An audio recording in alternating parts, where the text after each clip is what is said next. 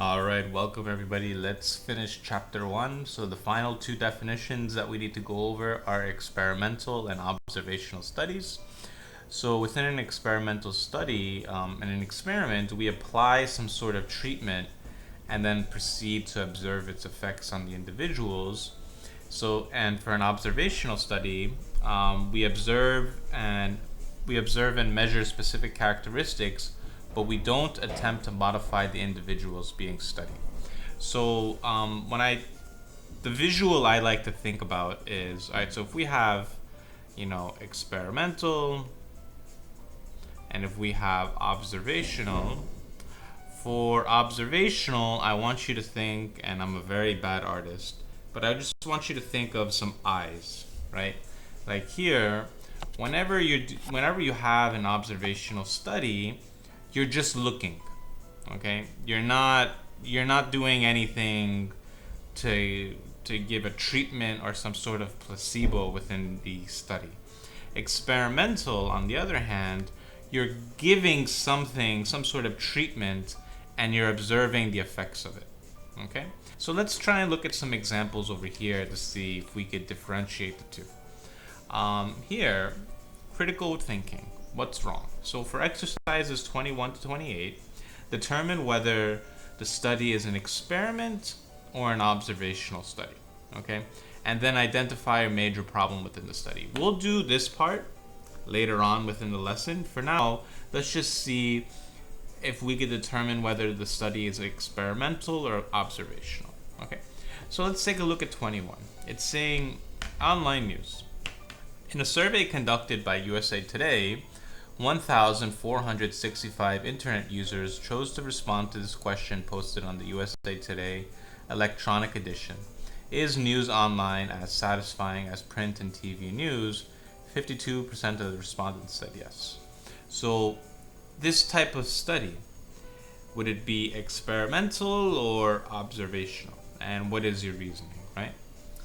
Notice for this example over here, pause the video and think about it. But if you want to see the solution, here this would be observational because you're just looking, right? You're not applying any treatment to the study, you're just observing the effects of the USA Today, right, and the people responding.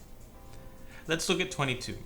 Physician health study. The physician health study involved 22,071 male physicians based on random selections. 11,037 of them were treated with aspirin, and the other 11,034 were given placebos. The study was stopped early because it became clear that aspirin reduced the risk of myocardial infarctions by a substantial amount. So now, would this be some sort of experiment or observational? Pause the video.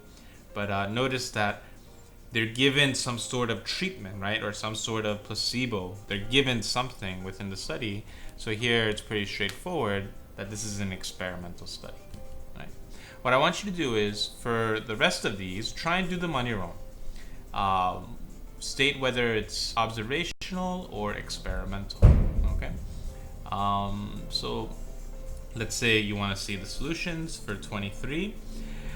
Drinking and driving, very dangerous stuff. So let's say you read the problem.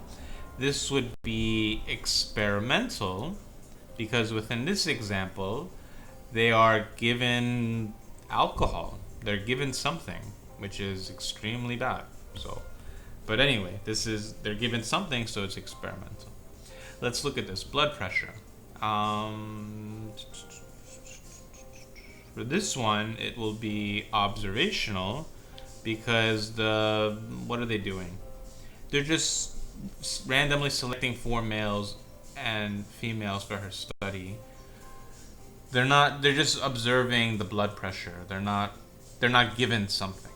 Okay? Driver aggression.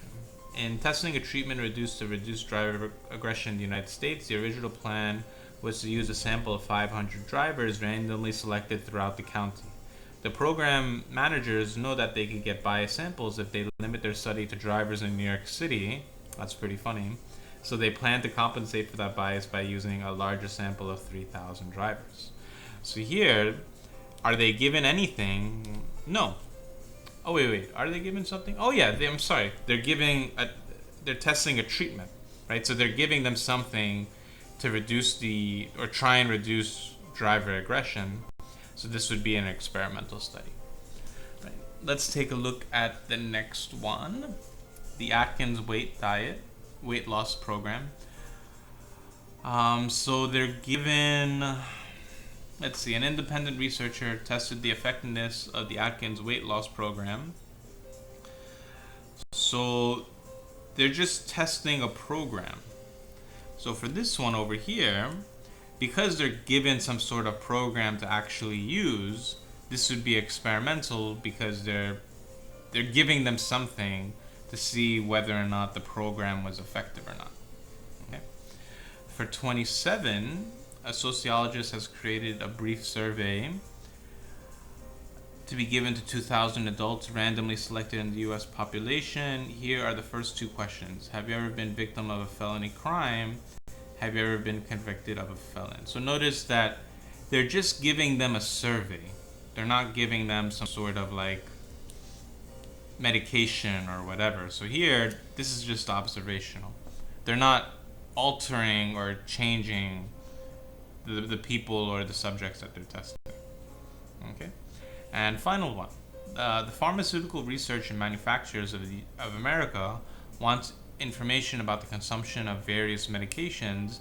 An independent researcher conducts a survey by mailing 10,000 questionnaires, and they only get 152 responses. So this seems pretty straightforward as being observational because they're just asking for information, right? They're not giving them something to alter them, right?